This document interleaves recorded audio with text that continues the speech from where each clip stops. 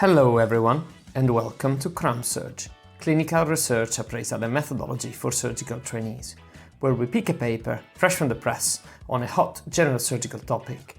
We review it for you, we present it for you, we critique its methodology for you, and provide top-of-the-field expert opinion and teaching on research appraisal and methodology. My name is Gio Perrin, and together with Professor Sababala Subramanian and Maria Digby, we bring you CRAMSURG from the wonderful region of the Yorkshire and the Humber.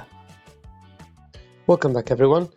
Today we'll be looking at a paper published in JAMAsurg exploring the role of intrathecal morphine on top of tap block in elective colorectal resections. And then we will be doing a quick firing review of the parametric statistical tests and correlation that we learned about in the previous teaching sessions. Hopefully this provides a brief recap and a re-demonstration of everything that we've done. I'll leave you to it. Right. So, hello, my name is Pratik. I'm one of the surgical registrars working in Huddersfield Hospital. And I'm with Aman. He's one of our new F1s. And today we are going to discuss this paper titled Intrathecal Morphine for Enhanced Recovery After Laparoscopic Colorectal Surgery, a randomized clinical trial. This was published in JAMAsurg in December 2025, and it comes out of China. And the authors are anesthetists and statistical people who are involved in this paper. So I'll hand over to Aman, who is going to discuss the introduction methodology, and then I'll take over for the results bit. Hi guys, I'm Aman. I'm one of the F1s from Huddersfield, currently on general surgery. So the following paper aims to look at laparoscopic surgery and despite it enhancing postoperative outcomes, severe pain is something which is still affecting many patients. So the aim of the study is to evaluate the impact of using intrathecal morphine along with a transversus abdominis plane block at improving postoperative patient outcomes. So the methods, something I'm going to go over now. So the study design is a prospective double-blind randomized clinical trial, and the data was based upon data collected at Sun Yat-sen University Cancer Center across a period of 4 months from October 15, 2024 to February 15, 2025. And the PICO of the studies, PICO essentially is the population, which is the patients undergoing laparoscopic colorectal surgery. The intervention was intrathecal morphine. The control group is intrathecal normal saline, and the primary outcome measured is the QRR15 score 24 hours post-surgery. The randomization type was a simple randomization, which essentially means that each patient had an equal chance of assignment to either of the groups. And to reduce things like bias, we have an independent researcher who was not included in the group allocation process and was appointed as a sole collector of outcome data to ensure blinding. The pharmacists and the research staff who prepared the medications were not allowed to be involved in any further stages of the study, and the care professionals, outcome assessors, and data analysts were blinded after assignment to intervention. So here's essentially a flow chart showing the stages of recruitment, randomization, and follow-up. So we started with 325 patients initially who were assessed as for eligibility, and of these 73 were excluded, 42 declined, 23 did not meet the inclusion criteria, and 8 had their surgery cancelled. So this left us with 252, which was split into 2 groups, 126 being the control group given the intrathecal saline, and 126 part of the intervention group. So in the control group, 6 were excluded, 3 due to conversion to laparotomy, and 4 due to conversion to laparotomy, and 2 due to reoperation. This left 126 in the intention to treat analysis and 120 in the per-protocol analysis. In the intervention group, there was 126, 4 excluded, 3 due to reoperation, and 1 converted to laparotomy, leaving 126 in the intention to treat analysis and 122 included in the per-protocol analysis. So this is essentially a table showing what both groups were given. So both had undergone standard monitoring, pulse oximetry, ECGs, and blood pressure monitoring. Both were given ultrasound-guided transversus abdominis plain box with liposomal bupivacaine. Preoperative flurbiprofen was also given to some patients unless contraindicated. Postoperative nausea and vomiting was managed with palonosetron and dexamethasone, and also postoperative morphine was given. Those in the intervention group were given intrathecal morphine, and those in the control group were given intrathecal saline. So the primary outcome measured was the QOR-15 score at 24 hours postoperatively. So this score essentially consists of a variety of factors, such as including physical comfort, emotional state, physical independence, pain, and support. And then secondary outcomes were also measured. So the QOR-15 score at 48 and 72 hours, the opiate consumption at 24, 48, and 72 hours postoperatively, the total intraoperative opiate dosage patients received, the NRS scores during rest or movement in the PACU at 24, 48, and 72 hours, the time to first flatus for patients, the time to first ambulation, supplementary analgesic dosages at 24, 48, and 72 hours, adverse events such as dizziness, nausea, vomiting, pruritus, and hypertension, and the length of hospital stay. Okay, thanks, Aman. I'll be now talking about the results of this study. So we can see the baseline and demographic characteristics of the control and the intervention group, more or less similar in terms of age. And with ASA, they only took 1 to 3, and we can see like 5 patients in the control group with ASA 3 and in the intervention group, which is a bit different. And with regards to the types of operations, they did a variety of laparoscopic colorectal operations.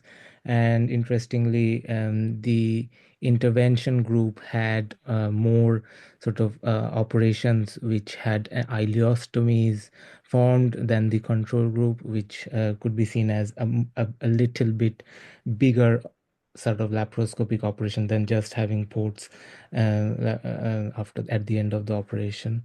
But that was more in the intervention group. The primary outcome that they measured was the mean quality of recovery 15 score, and the intervention group had a significantly higher, which is better score than compared to the control group, and very small standard errors there in the parentheses. And we have got a statistically significant result here with a p-value of less than 0.001. Then the secondary outcomes, the QR15 score was found to be higher in the intervention group than the control group at both 48 and 72 hours, which was statistically significant. The intraoperative mean morphine equivalent was calculated and found to be significantly lower in the intervention group than in the control group, as also the morphine use at 24, 48, and 72 hours. That is, it was better in the intervention group than the control group. The intervention group also had significantly lower median pain score in the post-anesthesia care unit compared to the control group. The resting pain scores and cough pain scores at 24, 48, and 72 hours were also found to be better in the intervention group than those in the control group. The mean number of days to first ambulation was also significantly lower in the intervention group than the control group. The mean number of days to first flatus was found to be significantly lower in the control intervention group than the control group. And the length of stay was found to be similar in both groups. There was no statistically significant difference. They have also talked about post-operative adverse events and essentially focused on sort of anesthesia-related adverse events here. So nausea, vomiting, pruritus, hypotension, dizziness, and headache. And they found that the intervention group had more incidence of post-operative pruritus at 24 hours and 48 hours than the control group. So limitations, they've reported some limitations that it was a single center setting, and they were looking at Chinese population with a lower mean BMI, and the optimal dose of intrathecal morphine was undefined, and they chose their own protocol for it. And then the results were limited to 72 hours post-operative period.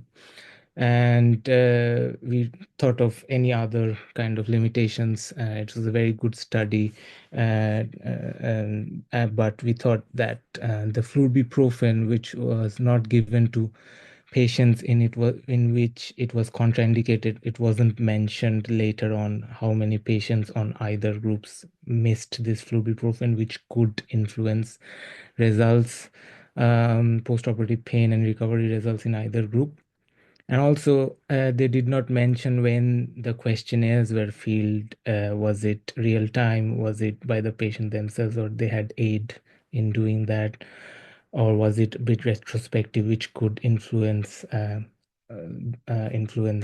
results, bring in recall bias? So in conclusion, this study shows that the intrathecal morphine, along with tab block, significantly improved post-operative recovery in line with the ERAS principles that we follow in colorectal surgery, but with an increased risk of pruritus. Overall grade, we thought it was a very good study. Technical methodology, the good things is it was a randomized clinical trial with clear methodology, and the study will be replicable in most centers in the UK with regards to availability of the things that they used for the study.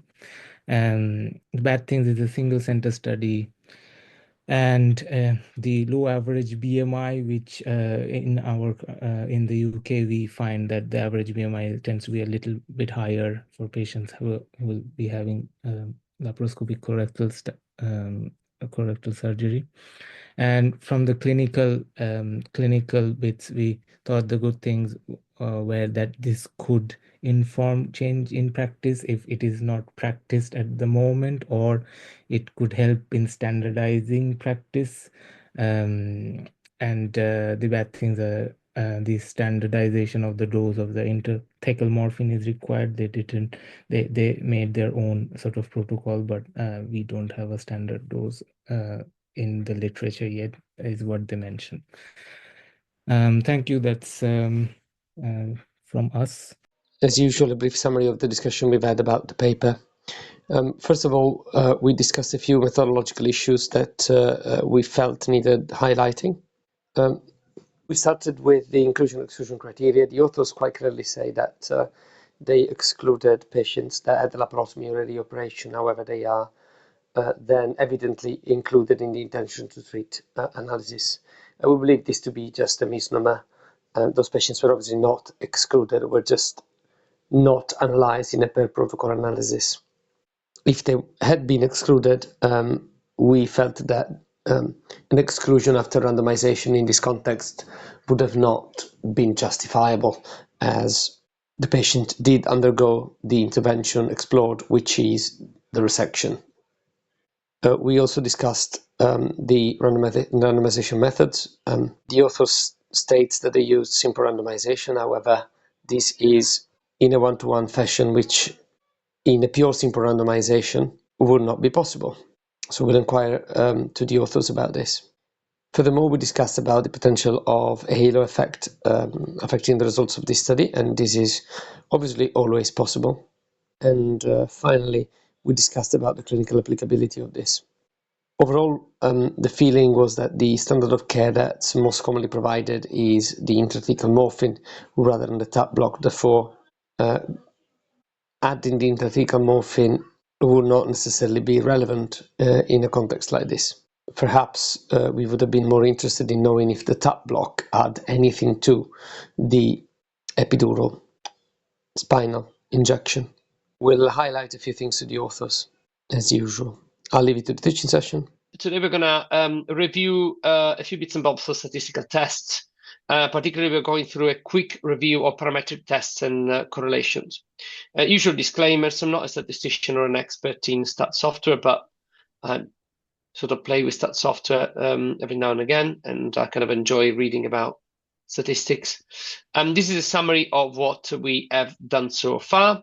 So we're going to quick firing through a few of these tests using an example. We're going to focus on normally distributed data today. So almost everything here is going to be about parametric tests, as we said. And we're going to do it with Jamovi. So I'll start by briefly introducing the project that we're going to use as an example. This is something you've seen before. It's a project related to my own most recent dissertation. I looked at papers published in a number of high-flying medical and surgical journals. And after finding all the papers that they published over a period of 1 year, I looked at how they advertise such academic content on Twitter. And I looked at each of the tweets that the journals put out, and I looked at how those tweets were structured, looking at the use of visual abstract, use and types of hashtag mentions, and so on. And finally, I attempted to determine whether there is a relationship between either the publishing journal or the way the tweet was made and generated, and the number of retweets and likes that such tweets actually get. And I used a number of statistical tests to explore that relationship. So we're going to draw some examples from that, and we're going to use Jamovi to show you how such tests can be run. So let's start with question number 0. We said we're talking about parametric tests. So when we're talking about parametric tests, Maddie, what's the most important assumption that we need to remember? Normality. Yes. So when we're applying the parametric test, we need to know if the data is normal. And how do we know if our data is normal? And that can be visually through charts or a Shapiro-Wilks test. Yes, correct. So let's have a look at how to do that on Jamovi. So this is the data set of my dissertation. As you can see, there's quite a lot of bits and bobs there. So the simplest way to figure out, I presume you can see Jamovi and the data set? Yeah. So the easiest way to start is to go on Exploration tab and Descriptives. And when you're in this particular tab, you can choose a particular variable you want to look at. So, for example, we said that I was going to look at retweets and likes. So let's see all about retweets. So very quickly, when you put that on there, Jamovi will give you a brief summary of your data set. So we'll tell you how many data entries are there, how many are missing, what's the mean, what's the median, what's the standard deviation, and minimum and maximum. You can do way more than that. You can have all the quartiles you want, you can have variance, you can have interquartile range, you can have skewness and kurtosis, of which we talked about before, and you can also have a Shapiro-Wilks test. You just have to check that little one there. And a Shapiro-Wilks test will come back showing you a statistically significant result when the data is not normally distributed. That is to say that you should not use a parametric test on retweets. But because I just want to show you how to run that test, I'm still going to use the variable retweets. But we know we shouldn't use it because the data is not normally distributed. If you then want to check visually, you could use a box plot, which is one of my favorite charts. And you can see that this particular variable is so full of outliers, And you can do histograms, you can do density, you can do bar plots, you can do all sorts of stuff. You can see it here. So if you look for visualization of data and how much outliers are affecting your distribution, a box plot works pretty well. Okay, right. We will go back to the presentation for the next question. So, Mandy, are you okay to take the next question as well? Yeah, that's fine. Excellent. So for our question one, we're looking at two groups. We're looking at medical papers versus surgical papers. That is to say, papers that were published in a medical journal, papers that were published in a surgical journals. And our outcome is going to be retweets. So in terms of variables, what do we have here? So there's continuous variables, the retweets, and then there's two independent samples. Yes, because medical papers and surgical papers are independent from each other. There is no sequence. It's not like I've tried something to make something better and then I'm testing again. These are two completely separate samples. They're called independent. And what parametric test that we know you could use here? The student's t-test would be appropriate here. Yeah. If the data were to be normally distributed, the student's t-test would be a good choice. Tricky question. Do you remember who invented it? You can say no. No, I don't. It was Sir William Gossett, a master brewer at Guinness. And he published it with the pseudonym of Student's Tea because he was not allowed to publish under his own name due to strict copyright laws from Guinness itself. You don't need to remember that. It's just a little curiosity. Right, so very easy to run a t-test on Jamovi. It's there. And also Jamovi tells you that what you should do is an independent sample t-test in this particular case. So as you can see, again, super easy. You get your dependent variable in there, which is, as we said, retweets. And a grouping variable, because obviously, we want retweets from some papers and from some others. And that would be, in this particular case, surgical or medical. So you just pop that there, and there you go. You've got your independent samples t-test. And as you can see, this is statistically significant. You can also, and you certainly should, run a normality test. And Jamovi will very quickly tell you that, hey, this data is not normally distributed, you're using the wrong test. He's also telling you that another assumption is violated, but we will talk about that one in a second. So I hope that's nice and simple. That's literally how you do it. Right, let's move on to the next question. Question 2.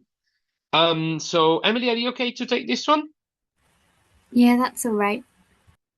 Fantastic. So in this case, we've got two groups. We are looking at papers that were advertised on Twitter only with text. So sometimes they just write the title of the paper or something like that. And then they tweeted them again, but that time with a visual abstract to try and boost the social media presence. And the outcome is retweets. So what have we got here in terms of variables and groups? It's still continuous variables, but the samples are paired.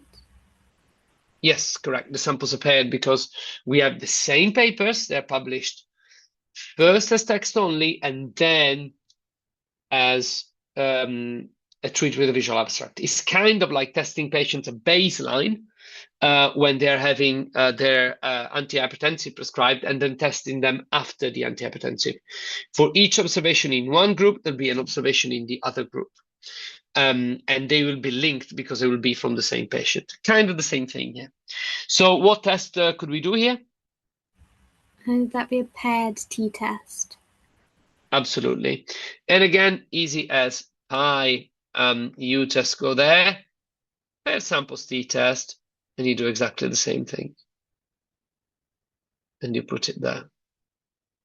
And then, obviously, because these are supposed to be paired with each other, you don't have a discriminatory group variable. So you just put both your retweets and retweets with boost in the same box. And Jamovi will run your per samples t-test. And again, you can run a normality test, which tells you again that you shouldn't run this test. Okay, perfect. Any questions so far? Feel free to unmute and talk if you like. Otherwise, we'll just move on. To question 3. I'll go back to Maddie if Maddie's happy to take this.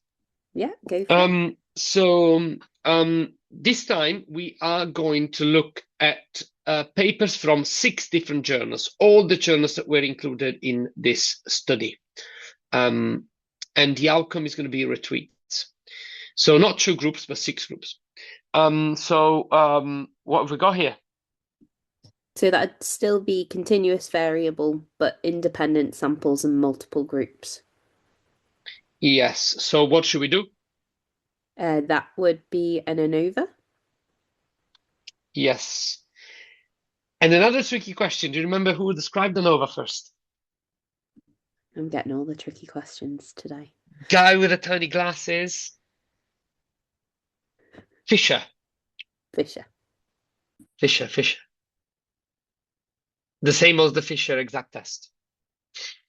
Very proficient statistician, and he used to work in agriculture first, and then he became a prominent figure in statistics once Carl Pearson kind of semi-retired. I don't think he ever retired. It's kind of like one of those surgeons that always come back to do a clinic or an endoscopy list or something like that, even when they're 75.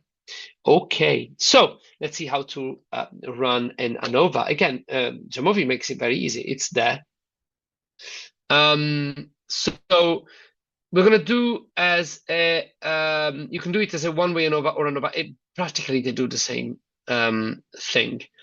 So the dependent variable is going to be that. And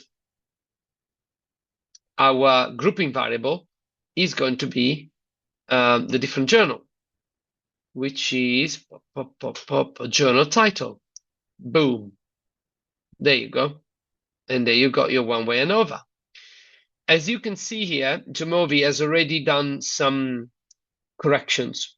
So we are working on parametric tests with equal variances.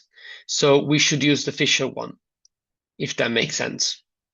If the variances, if there is heteroscedasticity, of which we mentioned in a few slides, we should not use Fisher's, we should use Welch. And, we'll do this again when we do the Welch one. So one-way ANOVA, super easy to run. And you can also get descriptive tables and plots, homogeneity, normality, and QQ plot. So you can get group descriptive, so it will tell you exactly where the way of the difference is, which is also quite good.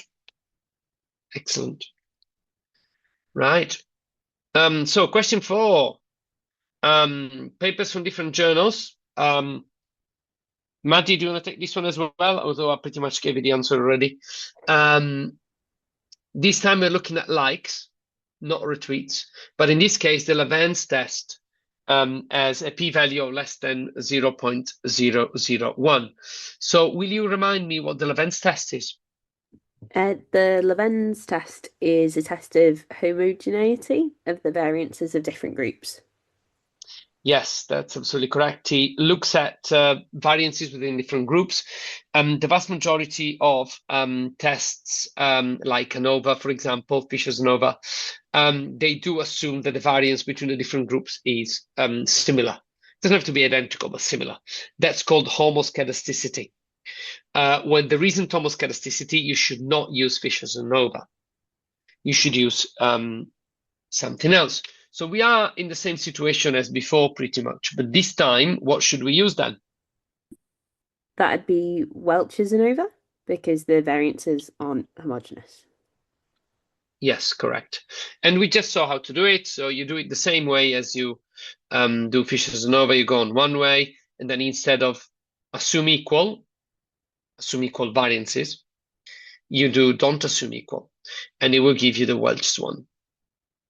You still have to respect the assumption of normality. So Welch's ANOVA can get past the variances differences, but is still a parametric test, if that makes sense.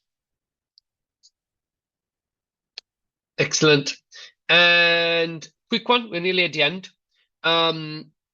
We're asking ourselves, are likes and retweets correlated? Well, you would think so, wouldn't you? Because, if a tweet is successful, both retweets and likes should go up. And let's say that we're asking our questions with normal data. So, Emily, what type of correlation test do you know that we could use in this particular case? Would it be Pearson's correlation? Yeah, absolutely. Pearson's correlation is probably the first one that sort of was described, although it was not described necessarily by Pearson. And it does work well when the data is normally distributed. It doesn't if it isn't. Quick question.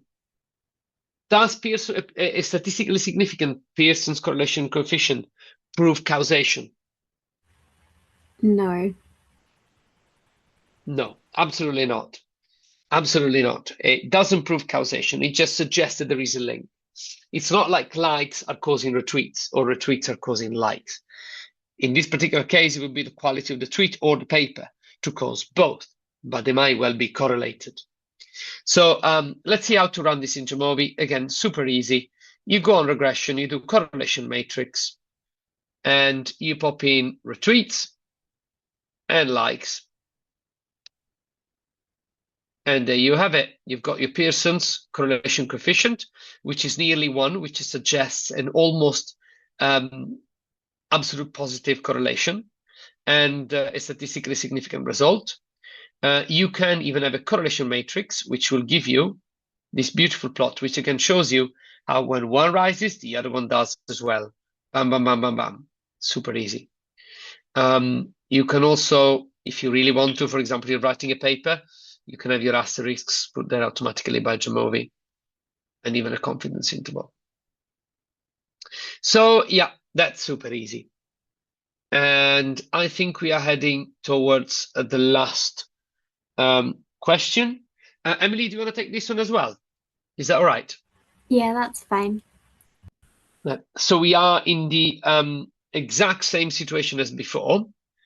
But in this particular case, we have not normal data. So data that is abnormally distributed. If this is the case, what type of correlation should we use? There'll be a Spearman's correlation. Yes, correct. And we said this multiple times today, but what test should we use to check for normality? The Shapiro-Wilks test. Absolutely, absolutely. And by any chance, do you remember what trick Spearman used to get around the issue he had with not normally distributed data? Yeah, it ranks the numbers instead of just using the raw values. Absolutely. Ranking makes often a distribution that is not normal look much more normal, and ranking variables across your two groups allow you to then run a correlation coefficient even in absence of normality. And again, that's super easy to do in Jamovi. You go again on regression, correlation matrix, and all you have to do is just check Spearman instead of Pearson. There you go. There's also Kendall's there, which is what we talked about, not last time, but the time before. That episode will be up and running soon, as soon as I get time to publish it. Excellent. I think this is over. Sorry, I kept you for a whooping 20 minutes. So thank you very much for that. Thank you everyone for tuning in and listening. Until next time, keep running your life with our surgical